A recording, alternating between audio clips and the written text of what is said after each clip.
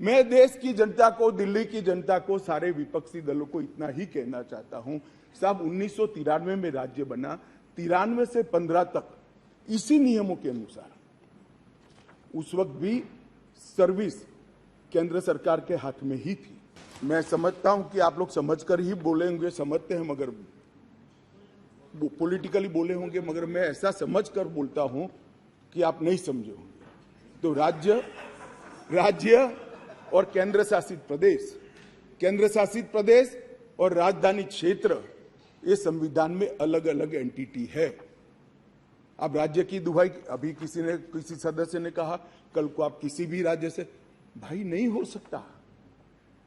राज्य के काम में दखल नहीं हो सकती। यहां दखल इसलिए कर सकती है संसद क्योंकि 239A3B के अंदर इस संसद को आपकी पार्टी जब सत्ता में थी तब अधिकार दिया हुआ है। और अभी किसी को लगता है मेरे अधिकार कम है तो चुनाव लड़ने से पहले आर्टिकल 239A3B पढ़ना चाहिए था। अब पढ़े नहीं, लड़ लिए और कहते मेरे अधिकार कम है। मैं देश की जनता को, दिल्ली की जनता को, सारे विपक्षी दलों को इतना ही कहना चाहता हूं, साहब 1993 में राज्य बना, 93 से 15 तक इसी नियमों के अनुसार उस वक्त भी सर्विस केंद्र सरकार के हाथ में ही थी। सुप्रीम कोर्ट ने एक इंटरप्रिटेशन किया और इंटरप्रिटेशन कर ये भी कहा कि अगर आपको सर्विस हाथ में लेनी है तो कानून बनाना पड़ेगा, जो अभी हम कर रहे हैं। तो 93 से लेकर 2015 तक किसी भी मुख्यमंत्री को कभी भी झगड़ा नहीं हुआ।